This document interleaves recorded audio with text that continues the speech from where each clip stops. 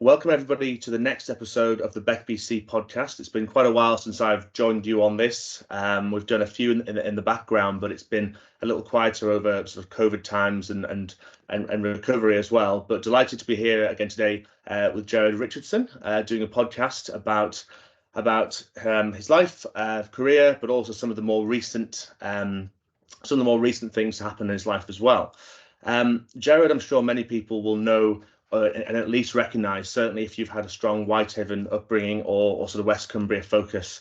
Gerard, I mean, I'm sure you can explain much better than I can, but the sort of things you've been involved with are obviously you're a wine merchant by trade, effectively. You're a purveyor of fine wines, coffees, local produce, but also very well known for the Whitehaven Festival or the Maritime Festival before that, and attracting hundreds of thousands of people to Whitehaven every year or every 2 years.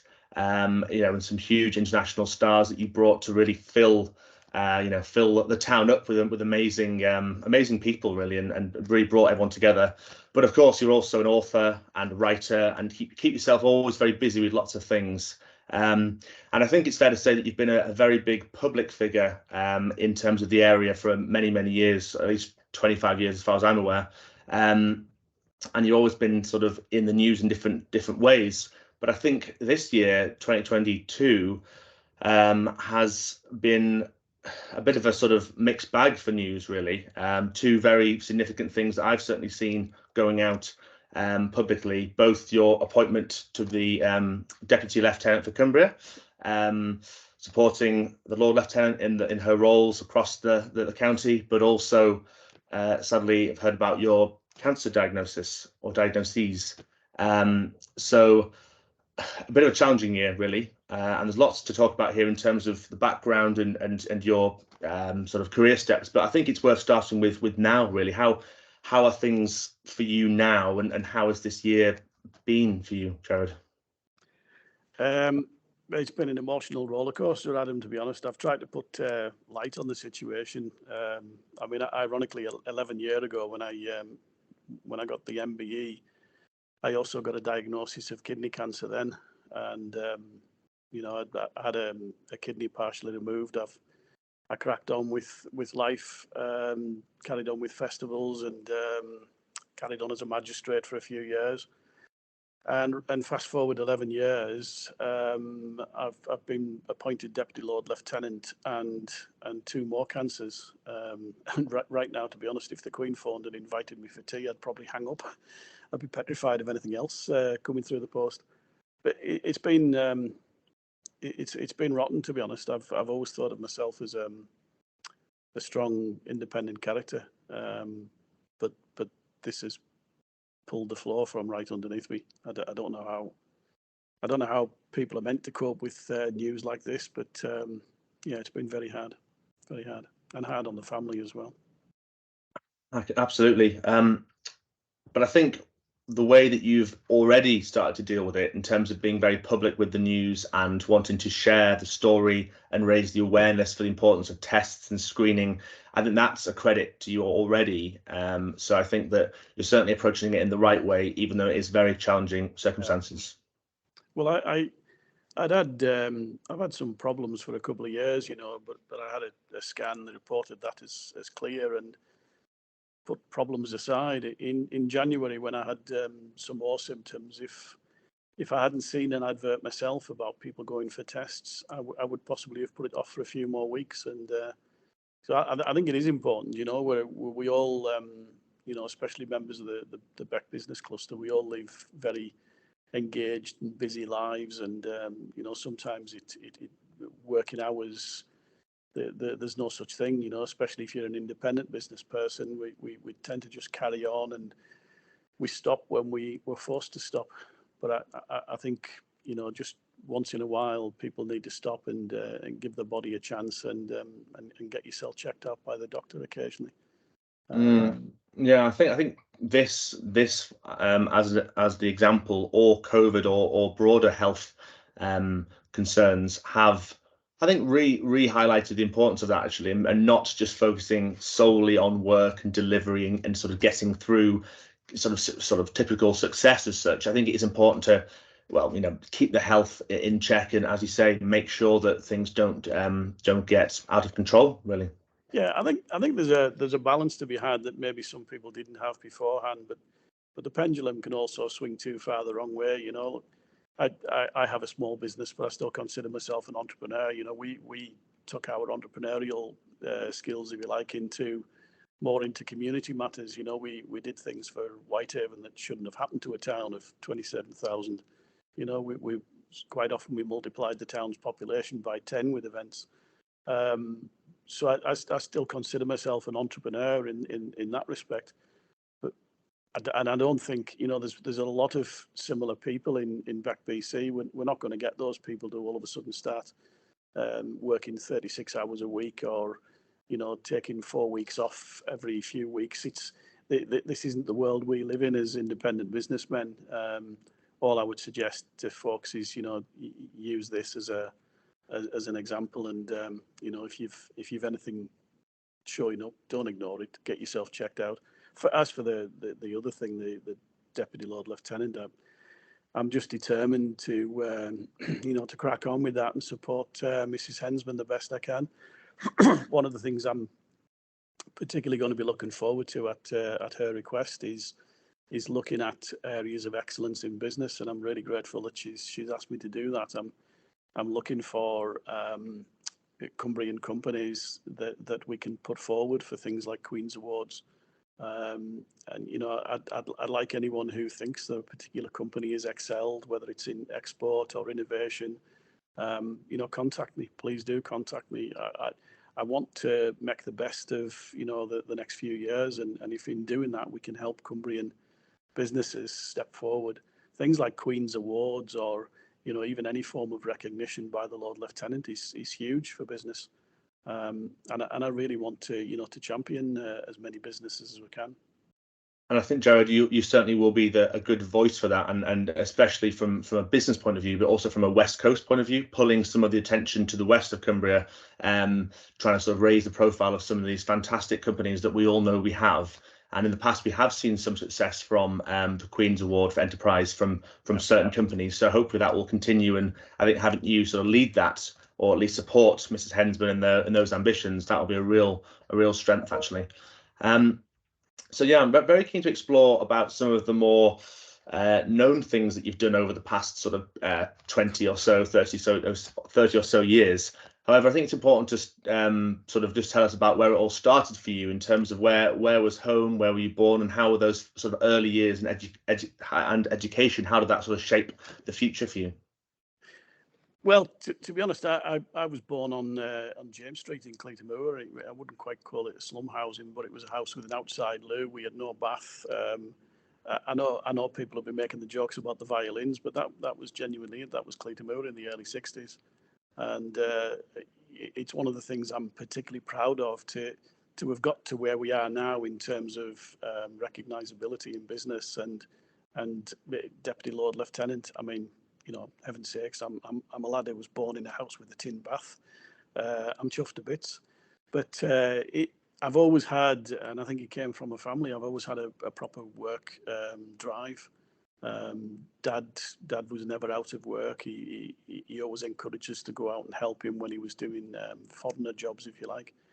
And when I left school, I mean, around here, I had any number of options. I could have gone into the steelworks, the coal mines, Marshon, Sellafield. I could keep going, any of the mills like Seckers. But I chose to follow my elder brother into the Royal Navy. Bit of a curious choice of career, to be honest, because I joined the Fleet Air Arm, and I don't like heights and I don't like water. So it was a strange choice of career, but there you go. And I thoroughly enjoyed it, to be honest. I would probably have seen another couple of decades in the forces had it not been for when I requested permission to get married, which you had to do at the time. The next thing that came was an unaccompanied draft to Diego Garcia in the Indian Ocean, and that just wasn't a way to start a married life. So my options were limited. I tried swap drafts, and in the end, I put my notice in. And I went to Sellafield. I had a couple of different jobs there for about 15 months, and then I managed to get back into uniform with the Sellafield Fire Brigade. And I was glad to say that I helped change the way things operated on there as well, in terms of mainly the medical side. I'd spent a bit of time in the Navy with Search and Rescue Squadron in Scotland. I'd got quite into the whole emergency medical practice. And we for the first time, we brought in proper ambulance training. I went off to Scotland with one other colleague, and we did the full Scottish ambulance course up in Glasgow for about 18 weeks. And then we instigated a training program at Sellafield, and it was nice to be involved in. But at the same time as I was on Sellafield, I've always been one of these people with a kind of an itch. You know, I need something else. And in addition to starting a family with Diane, I started a youth club on Hensingham. There was a lot of youth crime at the time. A police inspector suggested that I might make a good candidate for a magistrate. So I applied and went through a few interviews, and 12 months later got this lovely letter from the House of Lords. So it you know, life started to change at that point, you know, because when you kind of step up a game into that sort of volunteering, you think, well, actually the possibilities are endless. A year after being appointed as a magistrate, I started the business with Diane. And then 3 years after, I came up with this daft idea of organising a festival. I'd had a walk around the harbour. I'd met Terry Ponting. We'd had a brief chat about the pontoons that he was putting in, and his idea of transforming it from a former coal export and fishing fleet dock to this tourist marina that we have now. And the one thing that was missing was marketing. And so our shop, we kind of went into overdrive, to be honest. And I know this is going to sound a little bit bolshy, but you know, hey, I've been bolshy all my life. We were doing socioeconomics when you know, most folks didn't even know what it meant. And proper socioeconomics, you know, we went into delivering for the community. And I'll give you an example. At one point, close to the recession in 2008, my business turnover had plummeted, and it was barely in 5 figures at the time. It was on life support. At the same time, I was from the same office with separate accounts. We were handling the Maritime Festival, and that had a turnover of nearly $1 million. So the socioeconomics were totally top-ended in our respect. But yeah, through the course of the years organising the festivals, you know, by the end, people were saying, you know, how on earth did you manage to cope with that? You know, that I've had people come up to me and say they're organising a theatrical event in the Civic Hall, and it's really difficult. How did you put together something with so many moving parts? But you know, the reality is, like any businessman knows, you go into the challenge. You know, we started off with a reasonably big festival, and year by year, I added things like air shows, celebrity chef theatres, live music, and as you grow organically like that, it's I wouldn't say it's easy, but it wasn't as difficult as it looked from the outside. You know, planning rolled over. I mean, as we were finalising and the plans for one festival, and indeed as we're opening one festival, I was already 2 festivals ahead in the planning, and that's the only way you can be. And I think it's also the same in terms of business. But in 2002, I remember starting to write letters to the palace, because we were aware that 6 years later there was this big anniversary for Whitehaven, you know, the 300th anniversary of the granting of the market charter. And I started saying to people locally, you know, we need to get the Queen to come to Whitehaven. And it was basically laughed out of court. It was dismissed. We'd held one royal visit with Prince Andrew, but maybe best not talk too much about that now. But the idea of getting the Queen here it seemed outrageous. And anyway, I started writing letters. I started building up a relationship with the Lord Lieutenant at the time, and the royal household. And then, you know, lo and behold, we got a visit from Mr. Cropper, who was the Lord Lieutenant at the time. He popped into the back of the shop. He spoke to Louise and I. Louise is my long-standing colleague in the business, and and he said, look, we've got a really good shot at getting the Queen for this 300th anniversary of the market charter. He said, what I need is this to be planned in total secrecy. He said, we won't be able to announce anything until at least just a couple of weeks beforehand.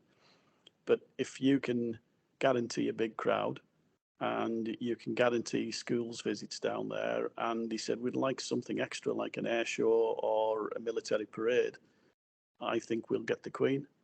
And so just me being me, I said yes to everything. And we delivered on everything, you know. Within 4 months, we'd organised a joint military parade with the US Navy and the Royal Navy. It was only a small one, but it's still classed as a military parade. We had literally every school in the area down on the harbour side in a lot of places. We had an air show, and that was incredibly memorable. You know, I remember I had the town vicar, John Bannister. He was to read a welcome speech, and at the end he was to say, "God save the Queen." And I said to him, "You've got to finish bang on 11, not a second later, because the jet will come overhead." And it was a black reconnaissance jet. It was quite beautiful. And true to form, John got the words "God save the Queen" out, and on the N of Queen, this jet came screaming over Kells. And the Queen just looked to me. She said, "How did you do that?" I said, "Well, it's actually, Mum, it's your RAF." They're quite. It was just one of those moments, you know, where you literally burst with pride. I had a similar one a few years earlier when 2003, I'd been trying to jazz the air shows up a bit, and I'd been writing to the US Navy, asking if we could get a couple of Tomcats to do a display, and they were working on the theory. There's always a carrier, you know, in the Atlantic. Anyway, a couple of weeks before the event, I got a phone call from the embassy, and I thought this was the phone call guaranteeing the Tomcats, and they said, "Oh, bad news, we can't do Tomcats. Will a missile cruiser do instead?" So we ended up from the USS Leyte Gulf, which was the first US warship to visit Whitehaven since John Paul Jones attacked us. So it was quite memorable, to be honest. Thank God I'd pulled the car in the side of the road on the way to Big Rig to a meeting, because I'd probably have crashed if I'd taken that call driving. And the whole visit was just fabulous. You know, I went out. The ship it was first stop was Whitehaven from the USA. So they had no cash. You know, all they had was dollars. And although we'd made arrangements in town for dollars to be accepted, which was unusual, we also went out with Thomas Cook's at 5 o'clock in the morning on a harbour pilot boat with £300,000 in cash. And it was extraordinary. You know, we met the USS Leyte Gulf just off the Isle of Man, and it was still steaming towards Whitehaven. We had to turn around in the pilot boat, match the speed, run alongside it, and they threw a rope down, and I tied this bag of £300,000 in cash to a rope, which was then hauled up by the crew. And then we went on board for the final few hours of the journey to Whitehaven, and had a chat with them about you know, pubs and the type of things that were going on at the festivals. It was just fabulous. But that weekend, we were hosting our second display by the Red Arrows. Over the years, by the way, Whitehaven, we really pulled above our weight. We you know, the Red Arrows do displays over cities, very rarely over towns. Whitehaven had 10 consecutive displays by the Red Arrows. It's quite outstanding. But this one year, I had to tell the squadron that we'd had to adjust the flight path, because they were going to be flying in between Whitehaven and the American warship, and I got the feeling right away that this was, you know, we're going to show the Americans how we do it. And on the day of the display, I'd been on board for a chat about some other things that we were planning, the opening of the consulate office in Whitehaven. And I just got back ashore with the captain and the first officer, and the Red Arrows had started the display. And they did that one where, you know, the two aircraft go like this and just each other. And I remember the first officer, I won't repeat the words, but it was kind of military English. He honestly thought it was a near miss. And he said, "I've got to say, that is the best thing I've ever seen in my life." And it's incredible, you know, moments like that. You can't buy them. You cannot buy them. No, wow. I mean, I'm feeling like just hearing this, Gerard, when is your book coming out? This is an incredible amount of, the memoirs. There's so many things, little tales from You know, seemingly, dealing with the palace to dealing with the US defense and sort of almost like international diplomacy, diplomacy and dealing with such huge operations of, well, massive logistical ironically, challenges. ironically, I mean, the Americans are lovely. We've had a great relationship with them, but we'd been trying to work out how to open an honorary consulate in Whitehaven, and it was getting nowhere, to be honest. It was kind of too complicated for anyone to consider. So one year I decided to hatch a trick, and I did confess to them years later, and they loved it. I wrote to the embassy and I said that we were changing our consul. I didn't tell them we didn't have one. I said we're appointing a new honorary consul. It was Steve Morgan, who was a retired US Navy, and Steve was in on the game, and I said, is it possible to send your usual representatives? So they came back and they said, who do we normally send? And I said, usually the naval attaché and a half a dozen US Marines. So that's what we got. We got some uniformed Marines to do the rifle swirling thing in the council office while we appointed our consulate, and my shop became the honorary consulate to the United States Navy, and we have a little plaque on the window now. People walk past it every day. It also says we're the office of the Whitehaven Town Crier, but I think people walk past it not knowing what to think. Yeah, we're a bona fide diplomatic office, and we get a diplomatic visit once a year, which we always try to make the best of. We try to keep the history alive with the United States, it's fabulous. I've had kind of an accidental life, I suppose, in that respect. I did a few talks years ago for pensioners groups, and they used to like hearing about the plans for the next festival. But this one year, I decided to do something different. So I told them about some of the weird little anecdotes and the unusual things that had happened, and some of the daft claims that people used to put in when they were trying to sue the festival. There was never a point where I didn't have 6 or 7 potential lawsuits, but there was only one that was successful. We used to manage to beat them all off, but some of them were ridiculous. A woman who tried to sue us because she claimed she had blisters in her throat because of the gas from an exhaust pipe of the ice cream van. A woman who claimed she lost Gucci shoes because of raw sewage being on the harbour side, despite the fact that there's no sewage there, and she claimed she had to burn the shoes, so there was no evidence as well. But it was claim after claim, I even had to be very calm and polite with animal rights peoples. I'm not knocking anyone who's into their thing, but one year I was asked to prove that I wasn't stressing the mullet in the harbour. And to be honest, that one is still flummoxed me now. How do you stress test a fish? I've yet to meet a psychiatrist who can pull that one off, but that's what. Yeah, exactly. Wow. So many challenges over the years, many highlights, obviously. I mean, have you got sort of any other or sort of one standout highlight, or would that be the 2008 meeting of the Queen? I think the Queen has got to be the one, but in 2010. We had the awful shootings in Whitehaven, and believe it or not, it happened a bare 3 weeks before one of the biggest festivals we ever did, and we had to have a very rapid rethink. Could we possibly do the event? We were quids in at that point. We would have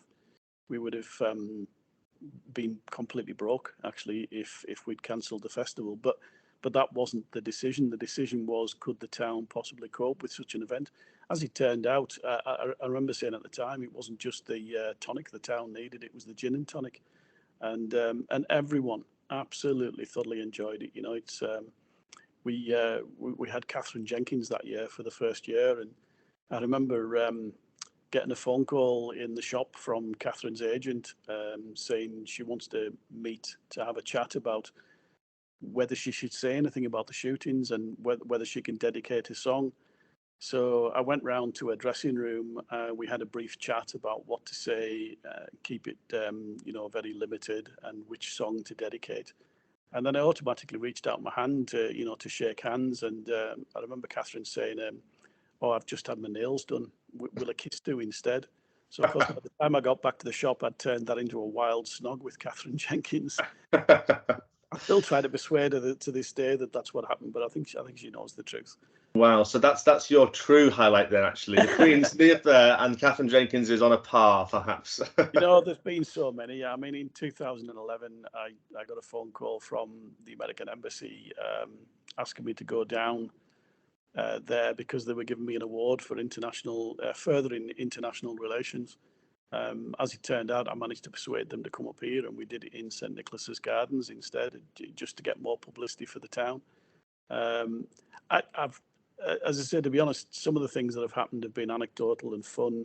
Some of them, the honours that have come along, have just been wonderful. I mean, I couldn't have imagined being a deputy lieutenant.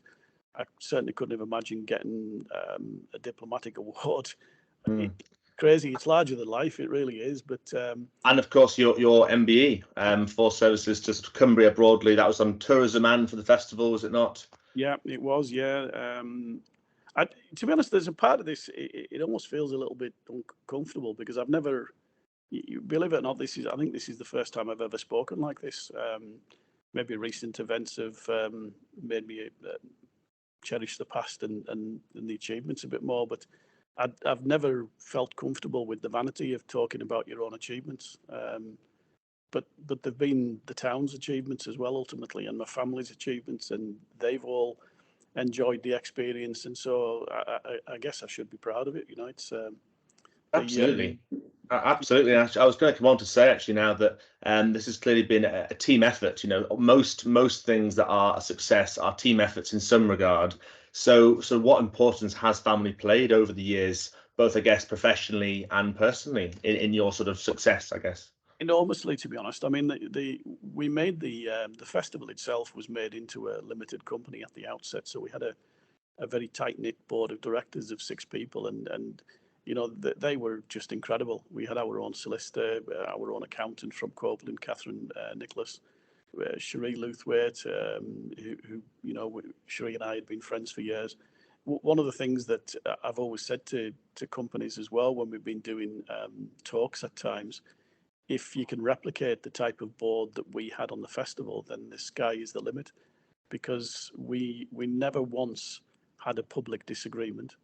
If we had on the rare occasion to hotly debate something, we always left the room as friends, and we always left the room moving forward.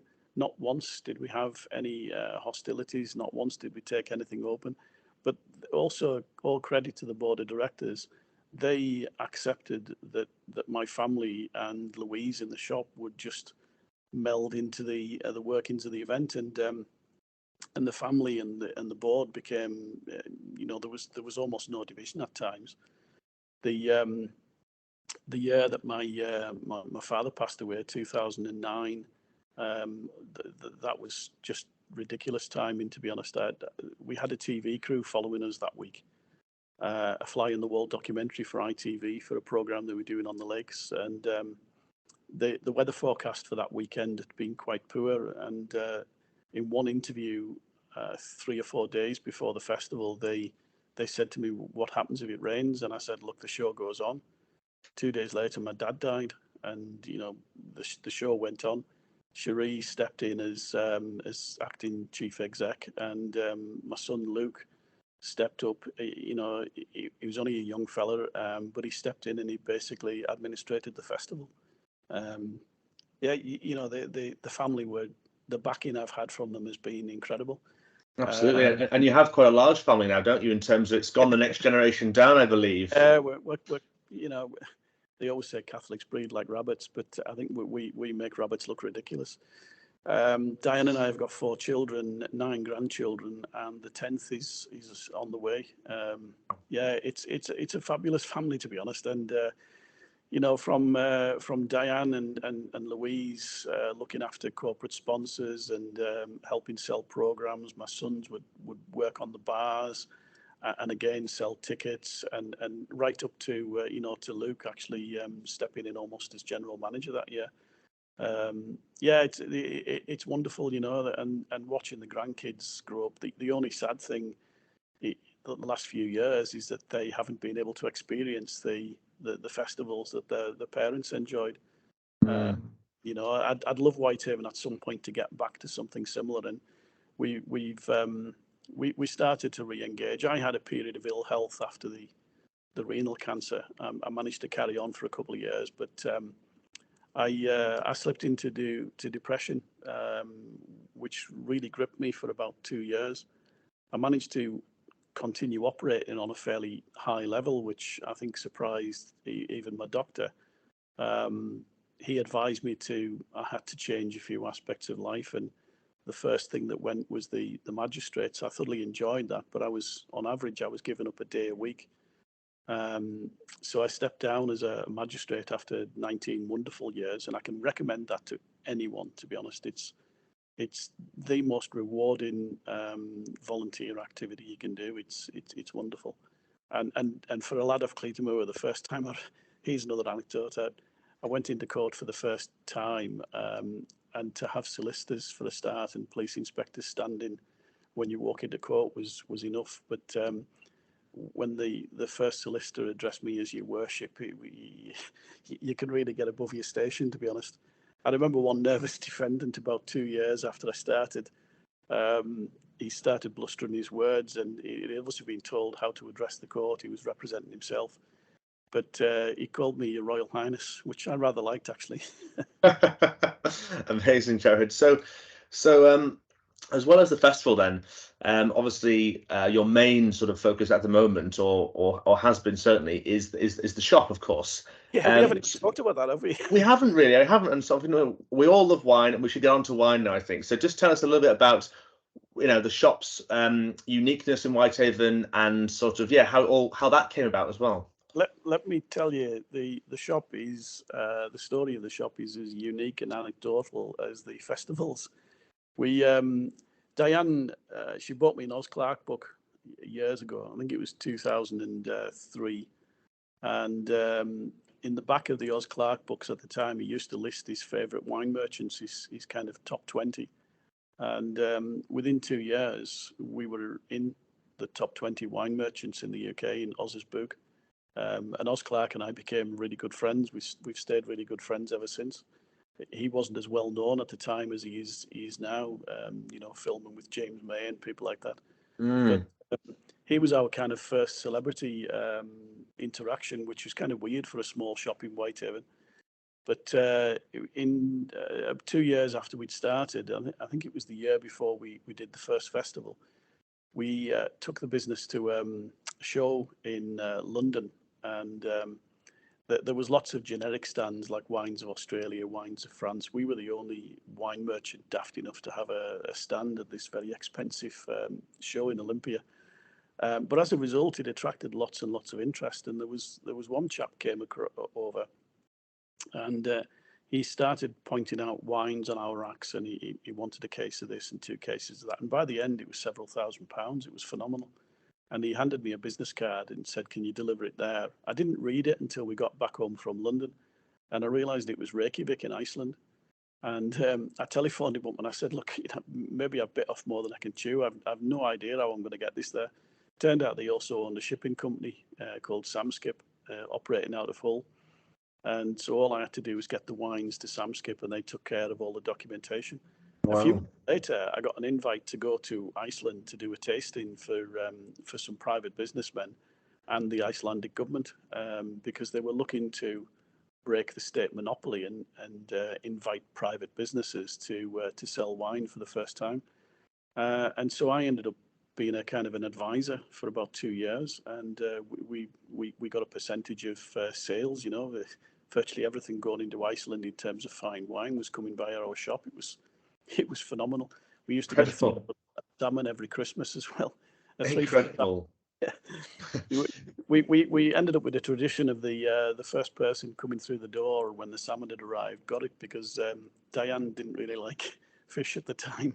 So we were giving away this several £100s worth of magnificent fish. Wow. But yeah, we ended up I remember hosting a dinner and a wine tasting in Reykjavik, and the president was there, the foreign minister, the ambassador to the United States, and an operatic singer from Italy. It was about the most weird night you could have. And then a couple of years later, we did a similar show in Manchester at the GMEX Centre, and the guest star at that was Ken Hom, the Chinese chef. Sure. And, Ken came along for a chat, and again we were the only independent wine merchant. And he asked if we had a wine list. Well, I had a couple of pages on A4 that I'd basically handwritten our old stocks, because we specialised in old ports and things. And he started ticking them off the list, and he gave me his home address and his credit card, and for about the next 10 years we supplied Ken home as well. He's got 64,000 bottles of wine in his villa in France, and I'm happy to say quite a large proportion of them came from Lowther Street. Wow, that's incredible. I mean, that's even more international links all around the world, it seems, from a small, humble town to all over the world, to Iceland, to the US. The best one of all, it's incredible. Came from Ken, actually. He telephoned one day and said he was organising a dinner for a friend to help launch his new charity. And he said, "Do you mind if my friend calls you? He wants some advice on the wine." Well, of course, his friend turned out to be Sir Alex Ferguson, who was Alex at the time. And so we ended up with a relationship with Sir Alex, which continued for over a decade. And on a couple of memorable occasions, he would send us just a huge number of tickets for the executive area at Old Trafford. And I remember the kids going down. They were given David Beckham and Paul Scholes socks and shorts, and I have no idea what they did with them. They probably threw them in the bin. Not Luke and Josh and them were never really into football. They went down for the experience, but yeah, we got to meet all the players and got some personal memorabilia, and our kind of life just continued like that. I did an advert in a magazine called Decanter one year, and I hadn't realised this particular month Decanter were trying to increase their international sales, and they were promoting in California. They were trying to rival the big American magazine Wine Spectator at the time, and my advert read very simple: eccentric wine merchant seeks eccentric customers, telephone this number. And the number I gave them, it was shared between the house and the warehouse that we had at the time. And about 2 o'clock in the morning, the telephone went, and I went down and answered it, and I thought it was the lads on the fire station, because it was an American accent, and I actually told them to F off, to be honest. And a few minutes later, I just got back to bed. The telephone rang again, and this American voice said, "Gee, you really are eccentric." And he was the chief exec of Cinetel Film Corporation. They specialise in sci-fi films, and we ended up supplying them with wine for a number of years, mainly for their bankers, which was Coates & Co, the Queen's banker in London. Of course, yes, and an amazing reach that you've had, all through wine as well. Would you say that you have a favourite go-to wine if you are sort of celebrating a key birthday or something? What would you reach for in the shop? To be honest, it changes fairly regular, but there is a wine which we stock as often as we can. Sometimes it's as limited as 3 times a year. But there's 2 wines actually. One is the Whitehaven wine, which I'll tell you about in a sec. But the other one is a wine called the Work of Time. It's from an estate called Springfield in South Africa. It's not horribly expensive, 20 odd pounds. Some people would think that is ridiculous, but look, in reality, if you go into a pub, you're going to spend £4 or £5 on a glass of wine that's probably been open for 3 weeks, and it tastes awful. If you multiply that up by 4 or 5, you've got a 20 quid bottle of wine. So why not just have the 20 quid bottle of wine and enjoy it at home? But the Work of Time, it's called. It's Springfield Estate, and it's to die for. It's a Cabernet blend. The Whitehaven winery. When we were starting the business, we were looking on AOL, which was the main search provider at the time. We were trying to find anything at all with a Whitehaven connection. Jefferson's was still in trade in Whitehaven at the time, and they had the rum. And I wanted a product, and I came across this vineyard that had literally just opened its doors in the same year that we started the business, and it was the Whitehaven Winery. And their very first release was 1995, which was the same year we started. And so I contacted them, and we managed to get some of the first release, and we've been stocking them ever since. And internationally, I mean, obviously with the Q being the name Whitehaven, we've actually become their biggest single user as a shop of their wine, and they're now worldwide. They're represented in the USA and Europe by Ernest and Julio Gallo, which is a huge company. But we're Whitehaven Wineries and Ernest and Julio Gallo's biggest user internationally of that one particular wine, the Whitehaven Sauvignon Blanc, which by the way, die for. If anyone watching this manages to get this far through the podcast and haven't tasted it, you've got to. It's just to die for. It's one of the great Marlboroughs, of course. I've actually had it as well, Gerard. I think I had it actually back first, actually, when I was at the festival with you, with Peter Sidwell, Oz Clark, and I think I was doing some filming with you, and we actually had it there as a little taste. But since then, I've had it a few times, and it is really good. So I would also second your recommendation to enjoy that.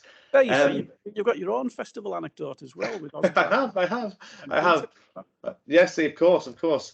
So then, just quickly, just going on to outside of kind of core work, then, is there any kind of ways that you like to relax and unwind? I mean, is that usually with a bottle of wine in hand, or aside from work, what do you sort of get up to then? I suppose children, of course, and grandchildren is quite a key role.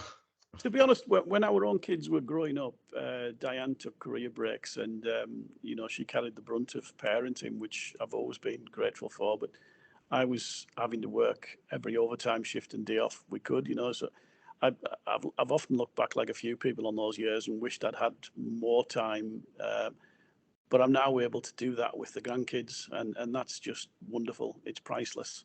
But my way of relaxing is actually writing, and a few years ago, I was lucky enough to be given a column in the Scottish Herald, which is one of Scotland's nationals, and I've been writing that for about 5 years now.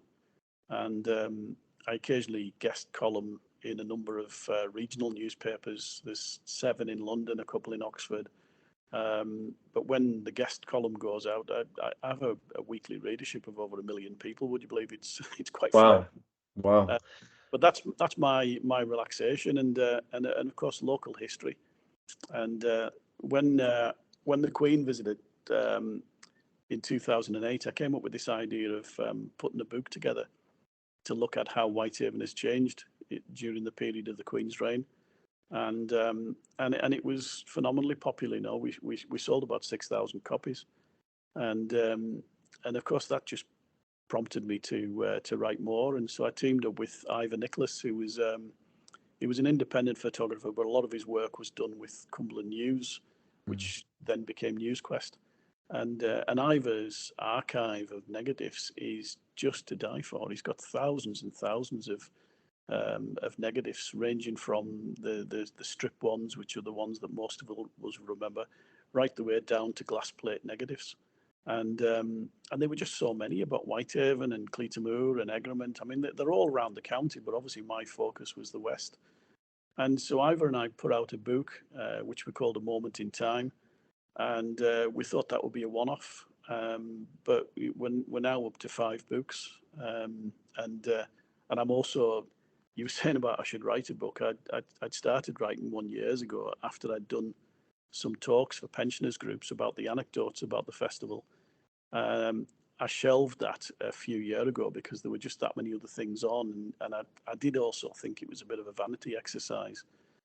But a friend, John Granger, from Beck, he recently visited, and he said, look, you without being blunt, you've got some incredible stories.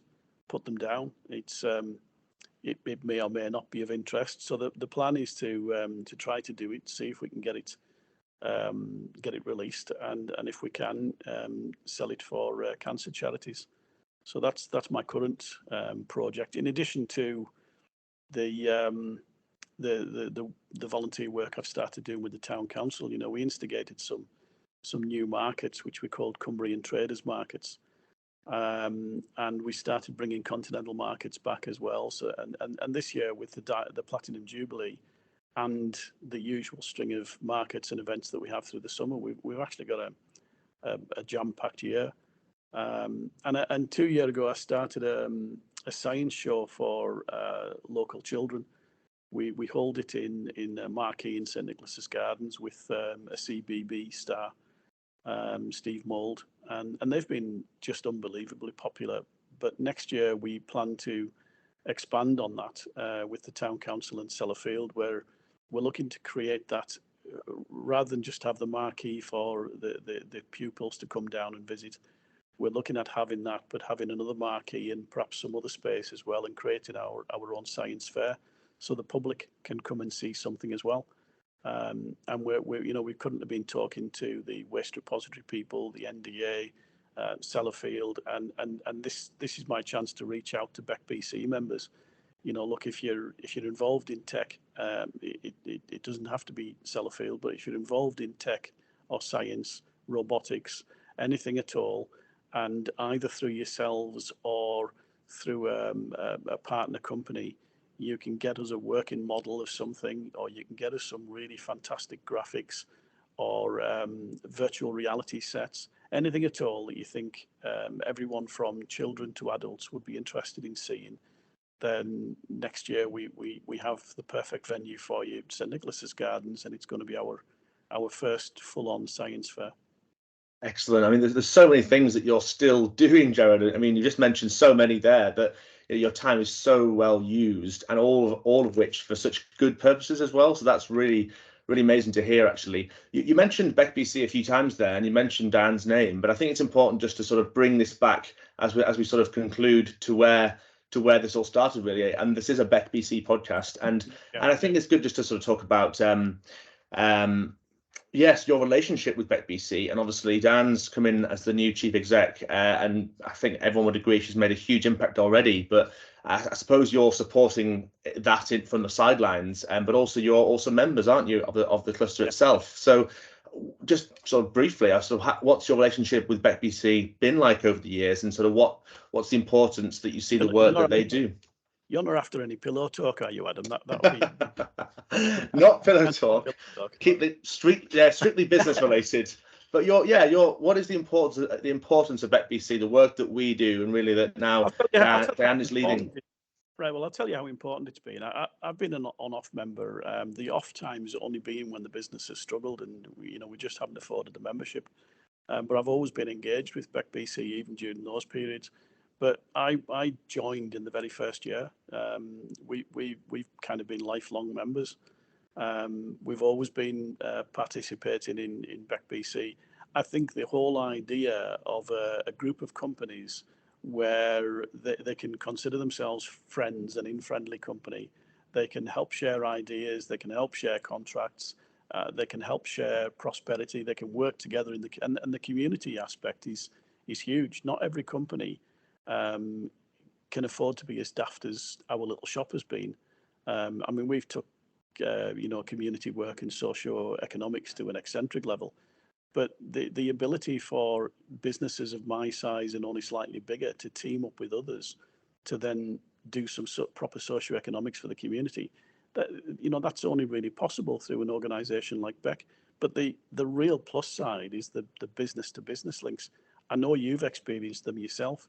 We've certainly done well over the years, and whenever you've needed a lift and you've needed a real push, and you do a promotion through BECBC on the LinkedIn, you get someone responding, and that kind of extra cushion, that extra support I think it's vital in business. We're all independent. We're all bolshy in our own way. We're all very protective of our own business identities, but at the end of the day, everyone likes to have a friend, and that's what BECBC is. It's a friendly club. It is. I found the same. It's a family of like-minded people who are there to sort of support each other in their ambitions, really. Just one quick last one, Gerard. Actually, we ask everyone the same question at the end of these podcasts, and it's what's the one piece of advice that you'd wish to pass to your younger self? If you could be 18 again, what's that one piece of advice you'd like to instill to your younger self? And I'm aware I'm putting you on the spot here, so no, I haven't primed you in advance for this.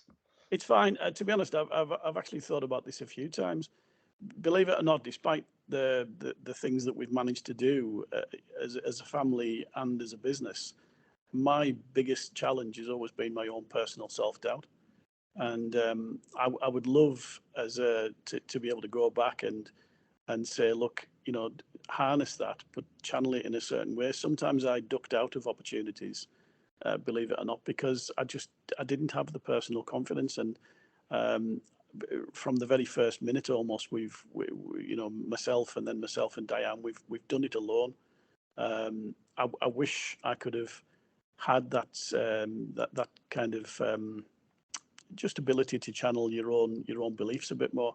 I watched Diane, in the last few years. I mean, obviously, we've been together now 30 odd years, and Diane, in our early years of our marriage, she did career breaks and various things, and her career as a result only really started taking off in the last few years. But by God, it's skyrocketed, and I watched this wonderful woman, the way she puts her own confidence out, the way she involves other people in every activity, it's phenomenal, and I think if I could do anything, I'd take a little bit of this recent experience, this last few years watching Diane, and I'd take it back 30 years, play it back to myself, and I think I'd start afresh.